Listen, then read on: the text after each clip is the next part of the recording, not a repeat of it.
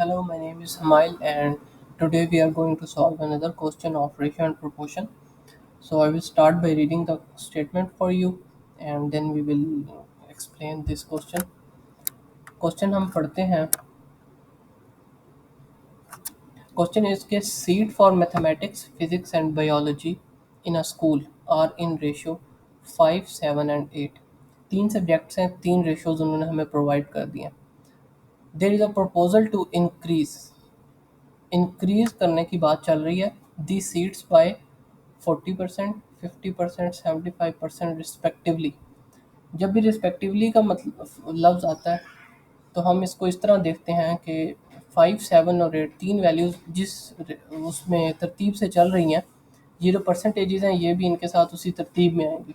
अब हम अगर देखें तो मैथ्स की जो परसेंट रेशो था वो था 5, और उसकी जो इंक्रीज़ करने की प्रपोज़ल उन्होंने भेजी है वो है 40%. ये 40% जो है ये है मैथ्स के लिए. सिमिलरली फ़िज़िक्स की 50% और बायोलॉजी की 75% सीट्स जो है वो इंक्रीज़ करना चाह रहे हैं. तो वो कह रहे हैं कि अब हम इनको पता करके दें कि जो इंक्रीज सीट्स होंगी उनका रेशियो हम हमारे पास क्या आएगा. बहुत ही सिंपल क्वेश्चन है, बस इसको समझने की ज़रूरत है. मैंने पहले भी कुछ वीडियोस में बताया था और अब फिर बताऊंगा कि जब भी इंक्रीज़ की बात आती है तो जो भी परसेंटेज लिखी होती है उसको आपने सिंपल 40% नहीं लिखना होता, उसको आपने 100 में ऐड करना होता है. ठीक है, तो टोटल परसेंटेज होती है 100. कि एक कॉलेज है या एक मतलब यूनिवर्सिटी है या कुछ भी, उसमें अब एक सब्जेक्ट है. ठीक है, उसकी सीट्स जो हैं वो पहले से ही 100% है. अब ये जो इंक्रीज़ आएगा ये उस 100% के अंदर इंक्रीज़ आएगा. उसके लिए इंतहाई सिंपल काम करेंगे जो हमने पहले भी कुछ वीडियोस में किया, फिर से आपको दिखाता हूँ कि हम 100 के अंदर 40 ऐड करेंगे for the subject of math, और इन सब की वैल्यूज़ के साथ हम एक्स को मल्टीप्लाई करेंगे. ठीक है, हम ऐसे सपोज करेंगे कि let the number of seats for mathematics, physics और बायोलॉजी बी. इनके जो रिस्पेक्टिव रेशियोज थे हमने उसके साथ एक्स लगा दिया, तीनों वैल्यूज़ के साथ 5x, 7x और 8x. एक्स हम इसलिए यूज़ करते हैं कि हमारे पास एक कॉमन नंबर आ जाए कि जिसको यूज़ करके हम इन सबको सिंप्लीफाई कर सकें. उसके बाद जब आप इंक्रीज सीट्स की बात करेंगे तो इंक्रीज सीट्स के लिए आपको ये करना पड़ेगा कि 100 जो कि पहले टोटल ओरिजिनल अमाउंट थी उसके अंदर आप ये रिस्पेक्टिव अमाउंट्स जो हैं तीनों ये ऐड करेंगे. अब मैथ्स की सीट्स के लिए 100% में 40% ऐड करना है, और वो 40% किसका होगा, उसका रेशियो क्या था, 5x, जो कि हमारा मैथ्स के लिए यहाँ पे हम क्वेश्चन से देख रहे हैं. उसके बाद सिमिलरली फिजिक्स के लिए 50% ऐड हुआ है. तो अब 100 के अंदर हम 50% ऐड करेंगे तो वो टोटल 150% बन जाएगा, और उसकी जो रेशियो थी वो थी 7, तो हम यहाँ पे 7x लिखेंगे. सिमिलरली 175 आ जाएगा जब हमारे पास 75% इंक्रीज़ होगा, और उसकी जो रेशियो की वैल्यू थी वो थी 8x.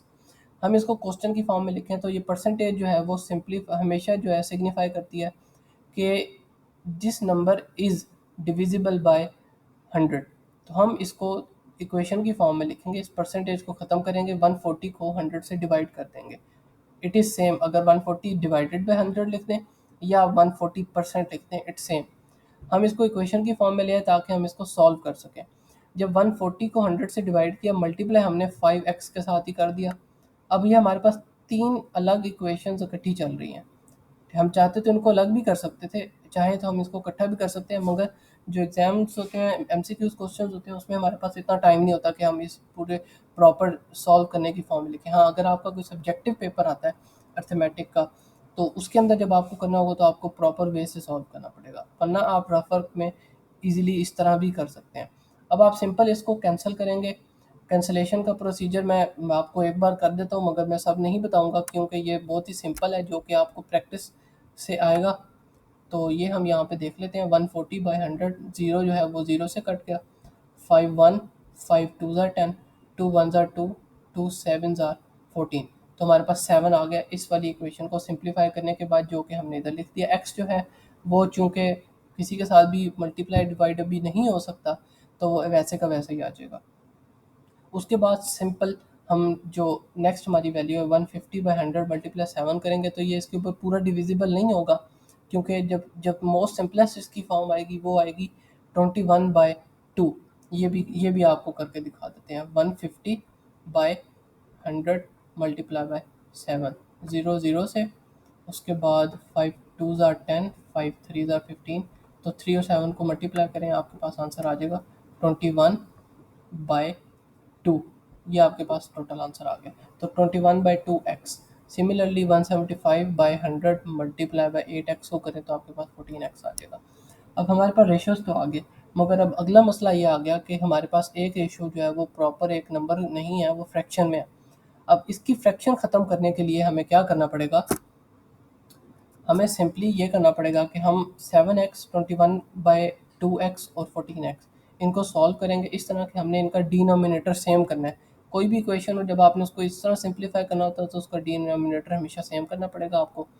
7x ratio 21x/2 ratio 14। अब डिनोमिनेटर सेम करने का यही तरीका है कि इसके बाद इसके नीचे भी 2 आए और इसके नीचे भी 2 आए। कैसे आएगा? अगर हम एक नंबर को नीचे से मल्टीप्लाई करेंगे डिनोमिनेटर से, तो हमें उसको न्यूमरेटर से भी मल्टीप्लाई करना पड़ेगा। तो हमने यहाँ पे 1 यूजुअली 1 होता है, क्योंकि कुछ भी ना हो तो 1 होता है। 1 को 2 से मल्टीप्लाई किया तो हम इसको भी 2 से करेंगे। इसी तरह इधर भी 1 को 1 2 नीचे कुछ भी नहीं था तो उसको हमने 2 से मल्टीप्लाई कर दिया, तो ऊपर भी हम 2 से मल्टीप्लाई करेंगे।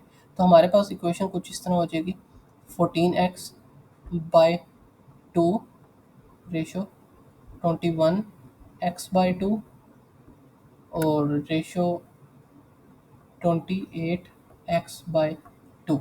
अब ये 2 सारे जो है सेम है, ये कैंसिल, x कैंसिल, और हमारे पास सिंप्लीफाइड रेशो ये आ जाएगी। इसको हम फर्दर जब सिंप्लीफाई करेंगे एक नंबर से, तो हमारे पास इनको हम सिंपल कैंसिल कर देंगे। 7 2 ज़ा 14, 7 3 ज़ा 21, 7 4 ज़ा 28। तो हमारे पास जो रेशो बचेगी वो बचेगी 2:3:4। ये हमारा फाइनल आंसर है, जो कि इंक्रीज रेशो है। ये वाली जो रेशो थी ये पुरानी थी, और ये जो रेशो हमारे पास आई है ये नई रेशो है। तो ये क्वेश्चन इंतहाई सिंपल है, और ये भी रिपीटेड क्वेश्चन है पेपर्स में। इस तरह के या इस तर्ज के क्वेश्चन जो है आते हैं, या तो सब्जेक्ट से रिलेटेड या number of boys and girls और उनकी सीट्स इंक्रीज़ करने से रिलेटेड आते हैं। तो क्वेश्चन का जो मेन चीज़ आपने फोकस करनी है वो ये करनी है कि जब भी इंक्रीज़ की बात आ रही है तो वो हमेशा 100% में इंक्रीज़ होगा।